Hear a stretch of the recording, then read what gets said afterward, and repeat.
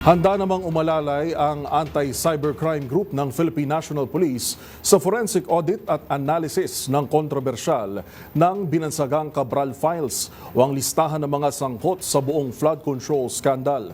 Ito'y upang tiyakin na walang tampering na nangyari sa mga dokumento na sinasabing kinuha raw ni Congressman Leandro Leviste mula sa opisina ng yumaong Undersecretary Catalina Cabral. Narito ang report ni Edniel Parosa. Pinay-standby na ni Acting Philippine National Police Chief, Police Lieutenant General Jose Melencio Nartatis Jr. ang anti-cybercrime group para sa posibleng forensic audit ng Cabral Files. Kasunod ito ng pahayag ni Public Works Secretary Vince Dizon na susuportahan niya ang release ng listahan ng dating Undersecretary Maria Catalina Cabral kaugnay ng mga politikong sangkot tumano sa flood control scandal. Binigyang din ni Dizon na kailangan itong dumaan sa forensic audit para masiguro ang authenticity ng mga gadget at dokumento. Pero nilinaw ni Nartates na wala pa sila natatanggap sa kanilang bahagi na kopya ng Cabral Files.